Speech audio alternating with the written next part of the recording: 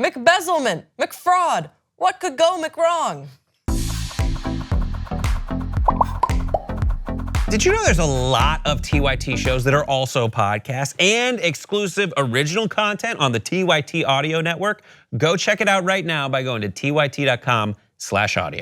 There is a story that is going pretty viral now on Twitter. It's just about 8,000 words long, so please take the time to read the full thing from the Daily Beast about how an ex-cop was able to defraud McDonald's using their Monopoly game to the tune of millions and millions of dollars. So it is a very extensive report. Again, please read the full thing. It details the fraud behind McDonald's Monopoly sweepstakes and tells of a figure called Uncle Jerry, who turned out to be Jerome Jacobson, who was behind a massive operation to fraudulently acquire tens of millions of dollars from the McDonald's sweepstakes and other sweepstakes like it. He had unique access to the facilities where they would produce these little game pieces because he worked not for McDonald's, but for the company that they outsourced the making of these pieces, and he was in charge of making sure that they got to their locations safely. And at first he was doing it honestly, and then he realized, wait, I could make a whole bunch of this. Some shady characters got involved. It plays out like an American McHustle, if you will. It's a matter of time before this gets turned into a movie.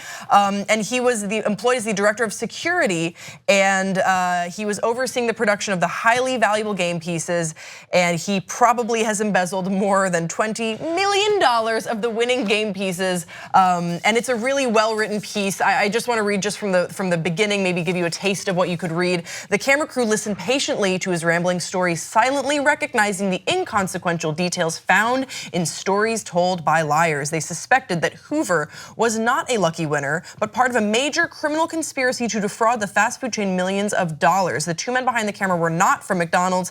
They were undercover agents from the FBI. This was a McSting. So that is from the opening of the story, talking about how there were so many people involved, and once they uncovered this web and they were able to trace it back to Uncle Jerry, and just how the FBI had to interview them with like a fake big check, being like, you won, here you go, but knowing that they were trying to just catch them in their tracks. That's McInteresting. Yeah. Because the Monopoly game is a huge draw to McDonald's every year. I mean, people like collect the pieces, play, but I worked at McDonald's in the 90s when the Monopoly game was really popular back then, and there's so many, like you come up, free food, I got a free Game Boy because I was taking the pieces, so I can understand how this guy who has- Wait. You got a free Game Boy. I got a free Game Boy. That is, now that I know you and know that you've won a Game Boy, that means none of us are likely to win anything ever. Look, you got the Game Boy. I was broke and hungry back then. I needed to eat, and so hey, McDonald's was paying me like $5.15 an hour. So I was, That's the thing. A lot of people on Twitter are 20 saying, years ago. A lot of people on Twitter were saying things like, well, this makes sense why we never won, because there was really an elaborate web of people that knew they were winning, and we were never in it. Decade. But they should make it easier to win, though. The winners of the grand prize and the cars were all winning because of stolen pieces. It was a long amount of time. That means that all these people who played they had even less of a chance.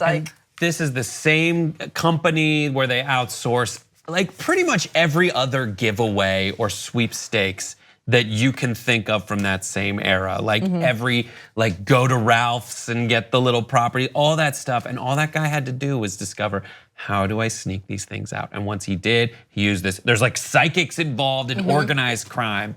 It's so nuts. Thank you guys for watching, thank you. And we'll see you next time on Pop Trigger.